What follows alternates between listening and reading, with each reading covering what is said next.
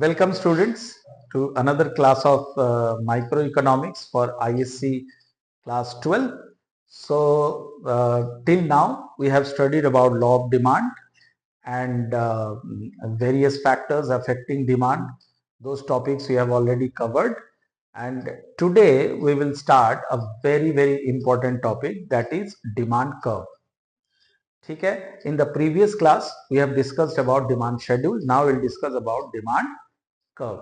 So let me make you understand what is demand curve. Demand curve क्या होता है,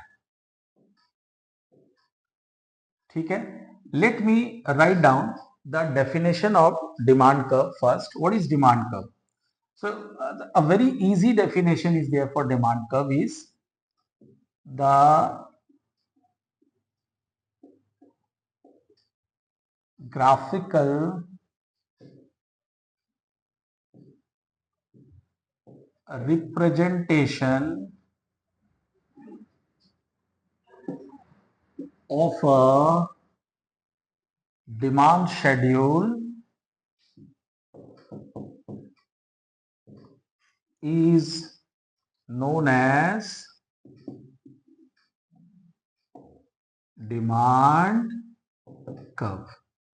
क्या मतलब हो गया इसका? इसका मतलब बहुत सिंपल है कि अगर आपके पास एक डिमांड शेड्यूल है और उस डिमांड शेड्यूल की मदद से अगर आप एक ग्राफ बनाओगे तो जैसे ही आप वो ग्राफ बनाओगे will get a curve and that curve is known as demand curve.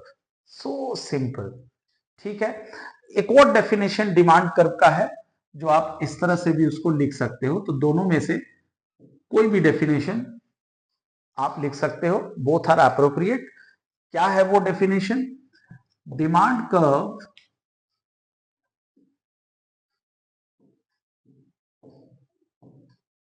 is a curve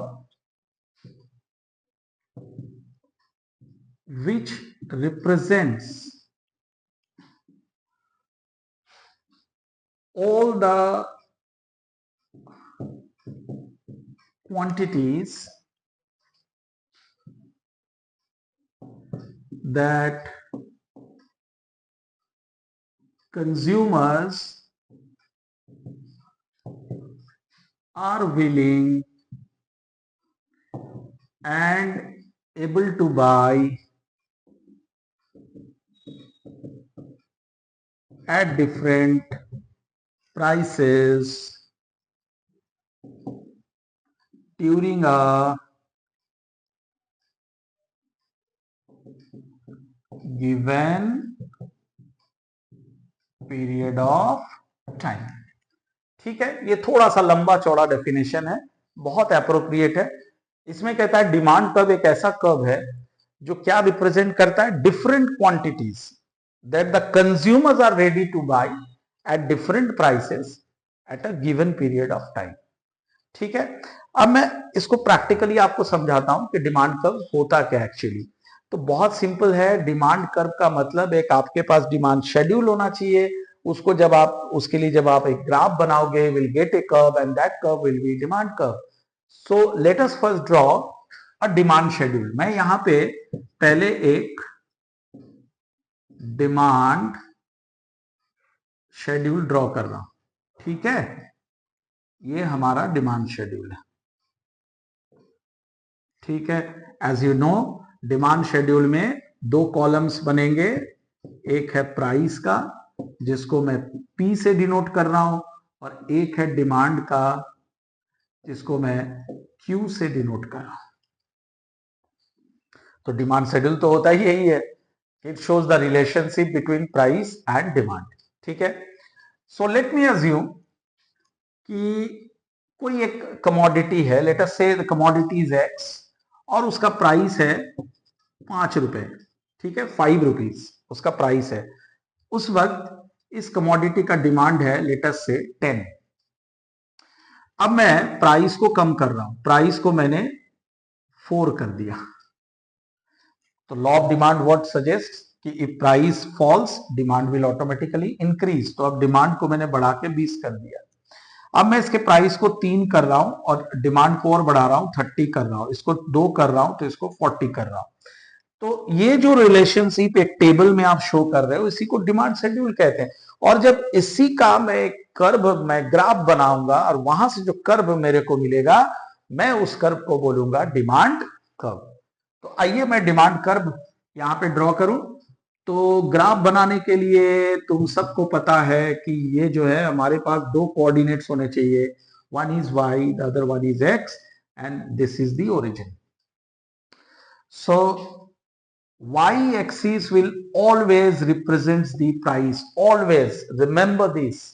Demand is represented always by x-axis and other determinants, जो determinants है डिमांड के, उसको हम हमेशा y-axis में रहते हैं।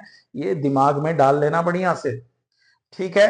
अब इस तरफ मैं x-axis में आता हूं फॉर डिमांड, और इसको मैं डिनोट करता हूं Q से, ठीक है।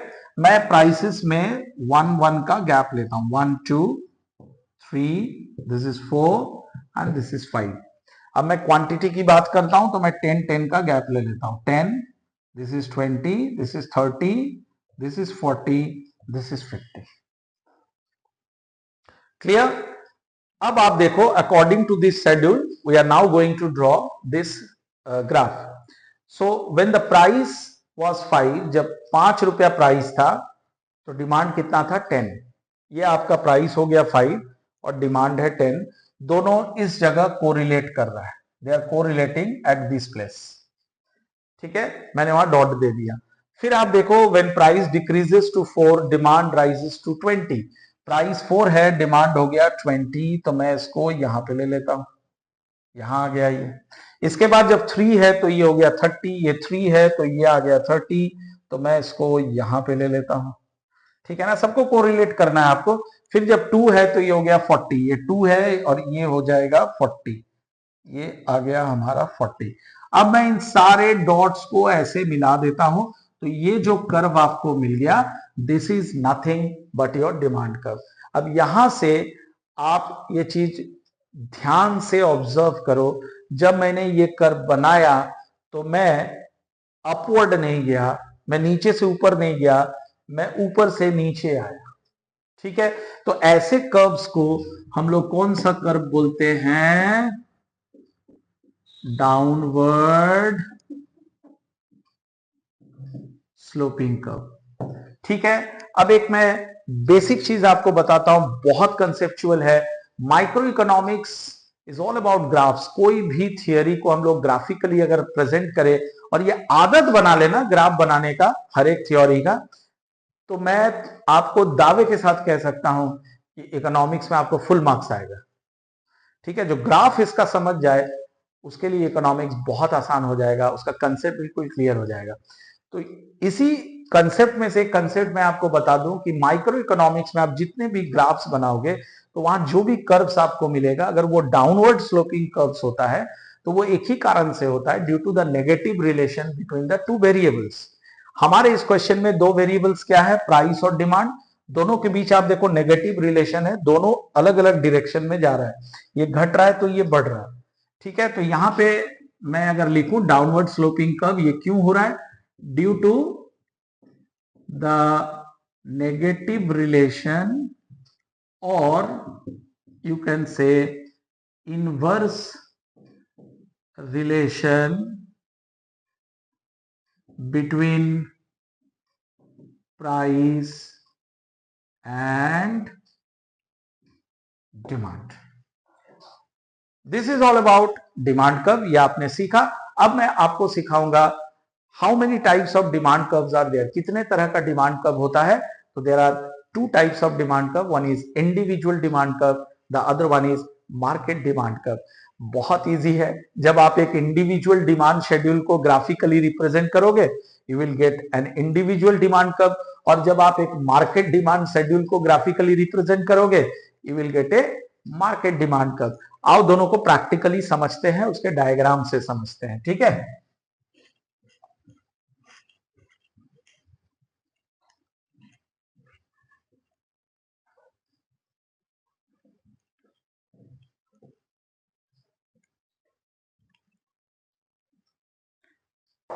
So you see, demand curve will be of two types. One is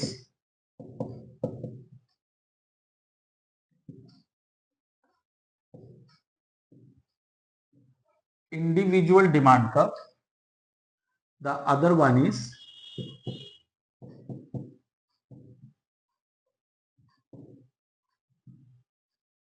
market demand curve.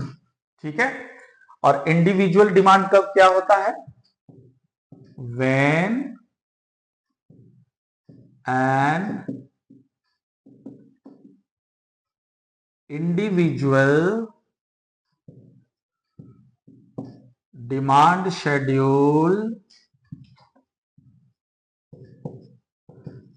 is graphically represented,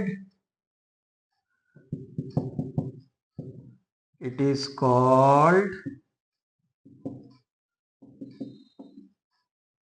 individual demand curve. ठीक है, ये एक डेफिनेशन हो गया इंडिविजुअल डिमांड कर्व का। दूसरा डेफिनेशन हम इंडिविजुअल डिमांड कर्व का क्या दे सकते हैं? A curve which shows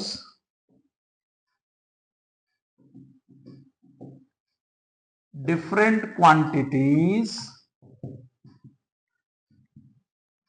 of a commodity which a single consumer is willing and able to buy at different prices during a given period of time। बहुत easy है। तो individual demand curve का definition में क्या कह रहा है? ये एक ऐसा कर्व है जो डिफरेंट क्वांटिटीज शो करता है, जो एक पर्टिकुलर इंडिविजुअल, एक पर्टिकुलर हाउसहोल्ड, एक पर्टिकुलर कंज्यूमर खरीदने के लिए तैयार है एट डिफरेंट प्राइसेस। यहां पे जब हम बात करते हैं तो सिर्फ एक सिंगल कंज्यूमर की बात होती है, और जब आप इस पूरे मार्केट की बात करोगे और उस वहां से जो कर्व आएगा, उसके शेड्यूल से जो कर्व आएगा, उसको हम लोग बोलेंगे मार्केट डिमांड कर्व। क्लियर? तो अगर मैं मार्केट डिमांड कर्व का डेफिनेशन लिखना चाहूं तो वो डेफिनेशन किस तरह से होगा? When a market demand schedule is graphically represented, we call it market demand curve. Very easy. और अगर ये वाला डेफिनेशन हमें लिखना है, ये आप देखो, ये डेफिनेशन अगर लिखना है तो सिर्फ एक चेंज आपको कर देना है, हूबहू सेम रहेगा, बिल्कुल सेम रहेगा। बस ये जो सिंगल कंज्यूमर यहां है उसकी जगह यहां पे आ जाएगा मार्केट एज ए होल। ठीक है, तो उसका डेफिनेशन अगर मैं लिखूं तो कैसे लिखूंगा? A curve which shows different quantities of a commodity which the market as a whole are willing and able to buy at different prices during a given period of time। Hopefully आप लिख लेंगे, आप समझ गए। अब मैं आपको इन दोनों का कर्व बना के बताता हूं कि इंडिविजुअल डिमांड कर्व कैसे बनेगा और मार्केट डिमांड कर्व कैसे बनेगा। आइए सीखते हैं। तो बाबू यहां इतना तो तुम आप सीख गए हो कि कर्व बनाने के लिए हमारे पास शेड्यूल का होना जरूरी है। तो सबसे पहले मैं यहाँ पे इंडिविजुअल डिमांड शेड्यूल बना रहा हूं। एक बना रहा हूं लेटेस्ट से अशोक का, और एक बना रहा हूं मैं लेटेस्ट से शिवाजी का। ठीक है, इन दोनों का मैं एक डिमांड शेड्यूल यहाँ पे बना रहा हूं। तो डिमांड शेड्यूल में क्या होता है? एक प्राइस रहता है और एक क्वांटिटी रहता है। ठीक है, और जब मैं इन दोनों का दो इंडिविजुअल का अलग अलग बना रहा हूं, तो ये भी एक इंडिविजुअल डिमांड शेड्यूल हो गया, ये भी एक इंडिविजुअल डिमांड शेड्यूल हो गया। तो मैं यहाँ पे दो कोऑर्डिनेट बना रहा हूं, प्राइस और क्वांटिटी। तो प्राइस में लेता हूं 10 रुपए, 8 रुपए, 6 रुपए, 4 रुपए। तो प्राइसेस घट रहा है तो डिमांड को बढ़ाना है। इट्स 1 2 3 4। मैं एक सिंपल एग्जांपल ले रहा हूं। अब शिवाजी की अगर मैं बात करूं तो जब प्राइस 10 था, 8 था, 6 था, 4 था, प्राइस को रखना है same, price should be same, इस पे ध्यान देना है आपको। अब क्वांटिटीज डिफर करेगा, ऐसा नहीं है कि जितना अशोक ने खरीदा शिवाजी ने भी उतना ही खरीदा, बदलेगा। तो लेट अस से इन्होंने 2 खरीदा, फिर 4 खरीदा, फिर 6 खरीदा, फिर 8 खरीदा, जस्ट मैंने इसको डबल कर दिया। तो ये एक इंडिविजुअल डिमांड शेड्यूल है, ये भी एक इंडिविजुअल डिमांड शेड्यूल है। अब दोनों को जोड़ करके मैं एक और डिमांड शेड्यूल बनाऊंगा, और बाबू लोग तुम लोग इसको कहोगे मार्केट डिमांड शेड्यूल। तो आइए सीखते हैं कि मार्केट डिमांड शेड्यूल क्या होता है। ठीक है, हालांकि पहले भी हम लोग सीख चुके हैं। तो मैं यहां भी क्या करूंगा, प्राइस का जो कॉलम है उसको तो मैं सेम रखने वाला हूं, 10, 8, 6 एंड 4। एंड क्वांटिटीज, मार्केट मतलब सारे इंडिविजुअल्स को जब सम अप कर देंगे, जब उसको एक्यूमुलेट कर देंगे, तो जोड़ के यहाँ पे आपको सभी पूरे डिमांड को लिखना है। तो अशोक ने डिमांड किया था 1 यूनिट, शिवाजी ने डिमांड किया था 2 यूनिट्स, टोटल हो गया 3। फिर आ जाओ 2 + 4 is 6, फिर 3 + 6 is 9 एंड देन 4 + 8 is 12। ये हमारा मार्केट डिमांड शेड्यूल बन गया। अब ये जो आपके पास individual and market demand schedules है, इनकी मदद से जो ग्राहक हम लोग बनाएंगे उसे हम लोग कहेंगे इंडिविजुअल डिमांड कर्व और मार्केट डिमांड कर्व। क्लियर? तो पहले मैं यहां अशोक का डिमांड कर्व यहां पे बना रहा हूं। बहुत अच्छे से बाबू लोग सीखो। अगर किसी को कोई भी दिक्कत है, don't hesitate to give me a comment, put your doubts in the comment box. I will surely clarify those doubts. Okay, so you see again, y axis will represent the price and x axis will represent your demand. This will be denoted by p and this will be denoted by q. So ये मैंने बनाया अशोक का। अब मैं बना रहा हूं यहाँ पे शिवाजी का। ठीक है, ये y एक्सिस हो गया, ये x एक्सिस हो गया, ये ओरिजिन हो गया। Again this is price and again this is demand. ठीक है, नाउ प्राइसेस आर 10, 8, 6, 4। तो मैं दो दो का गैप ले लेता हूं, 2, 4, 6, 8 एंड 10। यहां भी मैं वही करता हूं, 2, 4, 6, 8 एंड 10। और याद रहे ये दोनों ना सेम लाइन में आना चाहिए। ठीक है, थोड़ा भी डिफर नहीं करना चाहिए, नहीं तो ग्राफ आपका गड़बड़ा जाएगा। और साइड बाय साइड इसको ड्रॉ करना है। अब मैं यहाँ पे मार्केट डिमांड कर्व बना रहा हूं। जैसा कि मैंने कहा, you have to draw this side by side, so एक ही साथ तीनों को बनाना है। तो अब मैं यहाँ पे भी लेता हूं इसको प्राइस, और इधर आ गया आपका डिमांड, ये मेरा ओरिजिन हो गया। और यहां भी मैं लेता हूं 2, 4, 6, 8 और 10।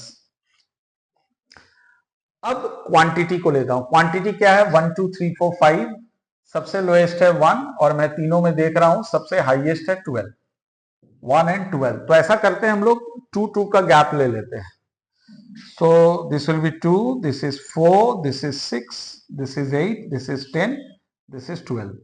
यहाँ पे भी मैं दो दो का ले लेता हूँ, 2 4, ये हो गया 6, ये हो गया 8, ये हो गया 10, ये हो गया 12। इधर भी मैं वही करता हूँ, 2 4 6 8 10 और ये 12। क्लियर? ठीक है, ये 3 कोऑर्डिनेट्स हमने बना लिया तीनों के लिए। ये अशोक के लिए, ये शिवाजी के लिए है, and this is for market. अब आइए देखता हूं, सबसे पहले अशोक का प्लॉटिंग करता हूं। तो इसमें अशोक का क्या है, जब प्राइस 10 है तो अशोक ने डिमांड किया है 1। 1 आएगा 0 और 2 के मिडिल में। ग्राफ सबको आता है, तो 0 और 2 के बीच में ये 1 आएगा। तो मैं इसको यहां पे कोरिलेट करता हूं, ये पॉइंट यहां पे आ गया। ठीक है, तो आप जो है अपने नोटबुक में इसको एक्यूरेट बनाओगे विथ मेजरमेंट, ठीक है। उसके बाद प्राइस जब 8 रुपए है तो डिमांड देखो 2 रुपया हो गया, ये 8 है और ये 2 है, तो ये आपका यहां आ गया इस जगह। फिर जब 6 है तो ये 3 है, ये 6 है, आई मीन प्राइस जब 6 है तो इसके बाद है जो फोर्थ वाला है 4, प्राइस है 4 और डिमांड भी है 4, तो मैं इसको यहां पे ले लेता हूं। अब इन सारे डॉट्स को ऐसे मिला देता हूं और इसका नाम रख देता हूं डीडी, यानी डिमांड कर्व। और ये इंडिविजुअल डिमांड कर्व आया किसका? अशोक का। अब मैं शिवाजी का प्लॉटिंग करता हूं। तो शिवाजी का देखो बच्चों, जब व्हेन द प्राइस वाज 10, ये है प्राइस, डिमांड वाज 2, ये है 2, तो मैंने यहां पे इसको प्लॉट कर दिया। इसके बाद है जब प्राइस 8 है तो डिमांड है 4, ये प्राइस 8 है और डिमांड है 4, ये यहां चला गया। 6 में 6 आ गया, ये 6 है तो ये भी 6 हो गया, ये 4 है और ये 8 हो गया, ये प्राइस 4 है और ये हो गया 8। तो मैंने इन सारे डॉट्स को ऐसे मिला दिया, ये मुझे डिमांड कर्व मिल गया शिवाजी का। होपफुली कोई डाउट नहीं। अब आपको पता है जब इन दोनों कर्व्स को मिला के मैं एक नया डायग्राम बनाऊंगा, वहां से जो कर्व आएगा that will be your market demand curve. और मार्केट डिमांड कर्व जब हम बनाएंगे, very very very very important, एकदम कान खोल के सुन लो कि जब ये मार्केट डिमांड कर्व आएगा, मार्केट डिमांड कर्व का जो भी नेचर होगा that will depend on the horizontal axis और the x axis. Because price तो दोनों में क्या था? सेम था। अशोक और शिवाजी दोनों में सेम था। बदलाव किस में आया था? Where you found the change in the quantity, and quantity is represented by the horizontal axis, that is X axis. इसलिए यहां से जो डिमांड कर्व आएगा that will be the result of the change in the horizontal axis of all the individual curves. ठीक है, तो आइए इसको प्लॉटिंग करते हैं। जब प्राइस 10 रुपया था तो देखो डिमांड है 3, 3 कहां पे आएगा? 2 और 4 के बीच में, ये यहां आ गया। जब when the price was 8, demand is 6, ये प्राइस है 8 और डिमांड हो गया 6, तो ये यहां आ गया। जब प्राइस 6 है, डिमांड है 9, ये हो गया प्राइस 6, डिमांड है 9, 8 और 10 के बीच में आएगा, ये मैंने यहां ले लिया। when the price was 4, demand is 12, when the price was 4, demand is 12, तो मैंने इसको यहां ले लिया।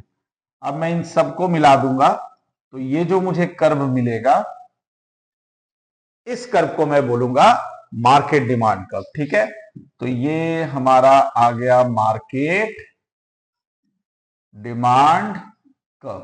अब बोर्ड्स में एक क्वेश्चन पूछता है, derive the market demand curves from individual curves. तो इस तरह से आपको ये डेरिवेशन दिखाना है, पहले तीनों शेड्यूल बनाना है और फिर ये तीनों कर्व को बनाना है। ठीक है, और मैंने जो इंपॉर्टेंट अभी बात बताया था उसको मैं यहां पे नोट में लिख देता हूं, इसको दिमाग में रखोगे कि market demand curve is the summation of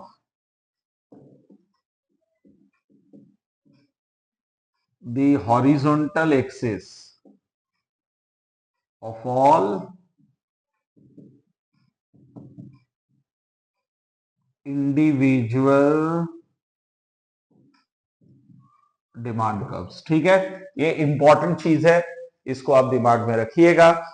तो आज के क्लास में इतना ही, फिर अगले क्लास में बहुत इंपॉर्टेंट टॉपिक्स हम लोग डील करेंगे, exceptions to the law of demand and as well as the reasons for downward sloping of demand curve. ये बहुत दोनों इंपॉर्टेंट टॉपिक्स है। सो अगला क्लास आप जरूर अटेंड करें, और अगर हमारी क्लासेस आपको अच्छा लग रहा है तो प्लीज हमारे चैनल को सब्सक्राइब कीजिए, शेयर कीजिए, लाइक कीजिए और अपने डाउट्स को कमेंट बॉक्स में डालिए ताकि मैं आपका डाउट्स क्लियर कर सकूं। ठीक है, टाटा बाय बाय, मिलते हैं अगले क्लास में।